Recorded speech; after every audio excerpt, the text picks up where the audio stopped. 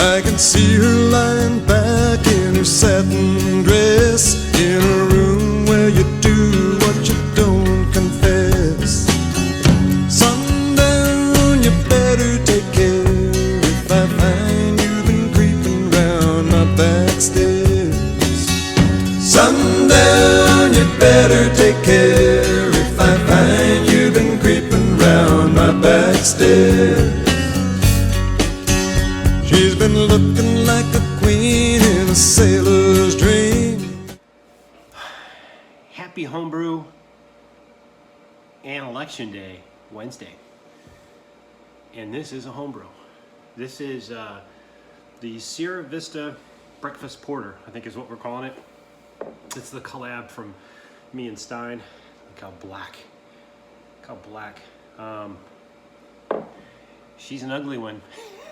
When I say ugly, I just mean most porters I do, I hold it up and I get the ruby, you know, the ruby highlights, not this one. This thing has 2 pounds of flaked oats in it. You're not seeing anything through it. So if this thing was light, you'd see a very hazy beer. But what was that old, man, was it Ernest and Julio Gallo? Couldn't have been Ernest and Julio Gallo. There was this wine commercial, or maybe it's champagne, I can't remember, back in the day. Like what was it, the early 80s, late 70s, I can't remember. But it was like, we will sell no wine before it's time. You know, I always forget when I do a porter that you can't rush it in terms of, you know, drinking it after you keg it. You gotta let it settle. And, you know, it was funny, I had a text back and forth with Stein the other day, and he said he was looking forward to letting his sit for a week or two, because I was mentioning to him that I wasn't quite happy with the way this one came out. But man, it is, I mean, just in the past couple of days, it has really settled into its own. So, and I picked up some Deschutes Black Boot. Is it Butt? Black Butt? Black Boot? I never know. Butt, Boot, Porter, to kind of do a side-by-side comparison. Man, this thing is blowing it away. So let's get a sip.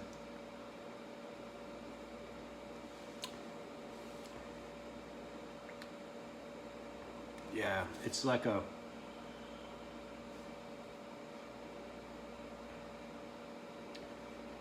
couple of things on this one. The oats obviously gives it a very, very soft mouthfeel, creamy mouthfeel, I guess is a better way to say it. Almost kind of like Guinness a little bit.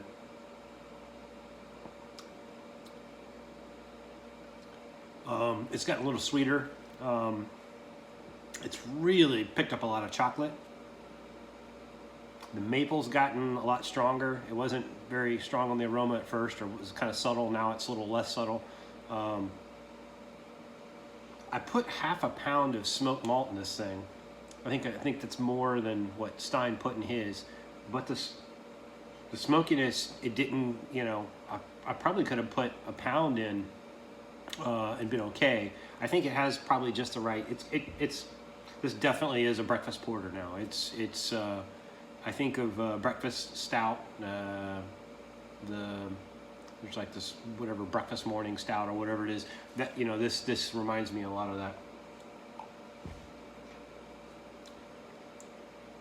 So yeah, it's really, really nice. I look forward to shipping some off to Stein and getting his in return and doing a side-by-side. It's going to be a lot of fun on this. So anyway, other than that, yeah, it's not going to be a very long one today. It's going to be a crazy night tonight. Who knows if we'll wake up in a different country tomorrow. I don't know. I don't even know if we'll find out for another week or so what happens with the election, but it'd be nice to finally have it all over. I'm just kind of sick of hearing about it now at this point.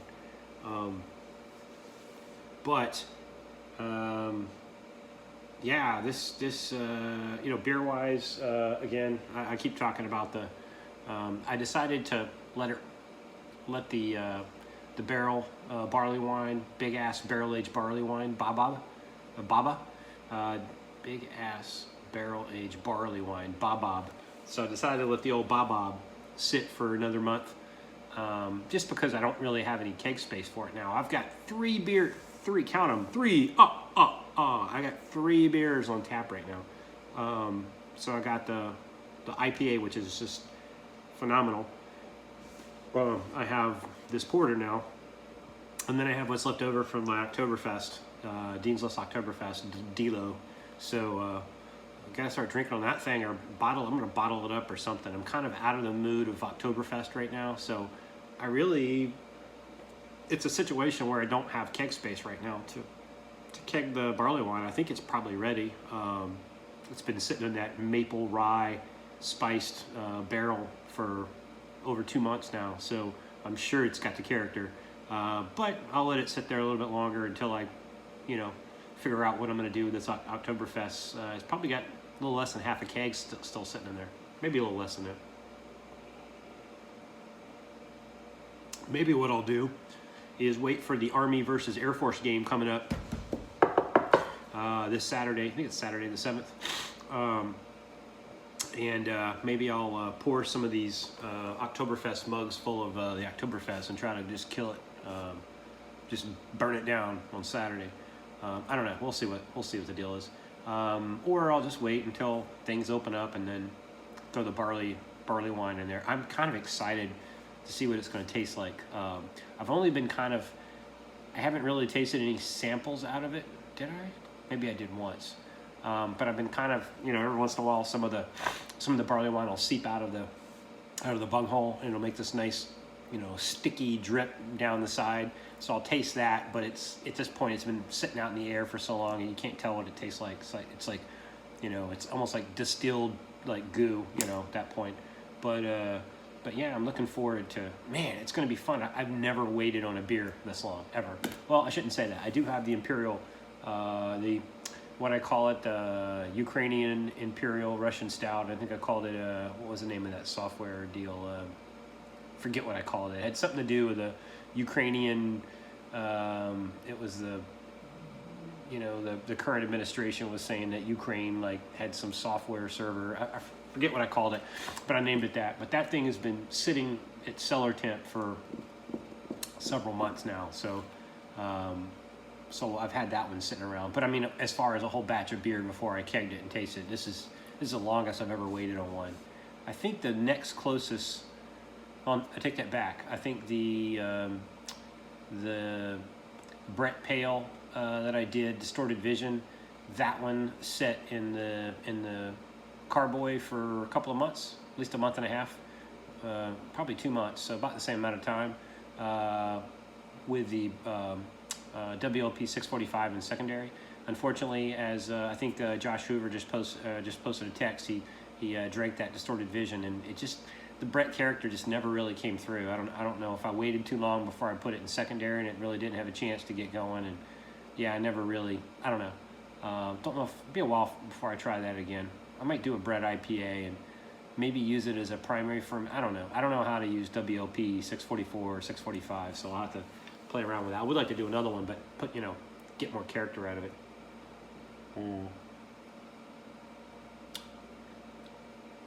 I think that's it for the update. Wow, already squeezed 8 minutes out of this.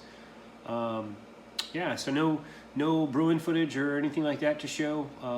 It was a busy day transferring the porter in. I mean, I had to bottle some beer to clear out a keg, then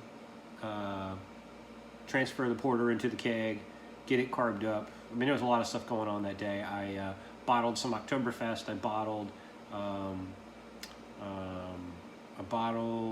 what was left of, let's see, I bottled a couple of bottles of the IPA, some Oktoberfest, and then the rest of the American Brown Ale. That thing kicked, so that one's gone. And that was, man, the American Brown Ale. I never really even, I'm getting to where I'm not even naming my beers anymore, which is kind of sad, but except for the Sierra Vista Breakfast Stout. And the reason we call this Sierra Vista Breakfast Stout, so maybe I'll tell the story of that. So Stein and I met, along as many of my really good Army buddies did, way back when in Fort Huachuca, Arizona, back in the mid-90s. And if you're not familiar with Fort Huachuca, Arizona, it's the town right outside the gate is called Sierra Vista. I think that means beautiful view. Is that right, Sierra Vista? Or mountain view, beautiful view? I don't know, I can't remember. It's just over the mountain range is Nogales is the closest Mexican town, and we're about, I don't know, an hour away from Tucson, 3 hours away from Phoenix. And we had a good group of lieutenants and young officers that we all hung around, and we used to go up to Tempe, Arizona, actually Phoenix, for what was like my favorite weekends as a lieutenant. We would drive up on was it Friday? We would drive up on Saturday morning. We would go to this place called the Salt River, get a bunch of inner tubes. You would pull up in this big ass parking lot, go in, show them an ID, and give them like $10 or something. They'd give you this big inner tube, and then you would get on this bus that had seats along each side of the bus and open space in the middle, and you'd stack your inner tubes in the middle, and we would drive up to the top of the river, and then you'd be released, and then you'd go out, you get a bunch of friends together, you would lash up your take some string and lash up your, we called it 550 core in the Army. You'd lash up your inner tubes, gutted 550 cord, that is. And then you would also spend about $5, and they would give you a smaller inner tube. And the smaller inner tube we would use to put a cooler of beer in there. And then we would all get in this thing and float down the Salt River. And the Salt River, if you've ever seen one of those Rand McNally atlases where they have that Red Rock Mountain vista on the front cover of the atlas, back when that was a thing before GPSs, that's what, imagine going through this gorgeous, beautiful mountain scape with a river in the middle of it.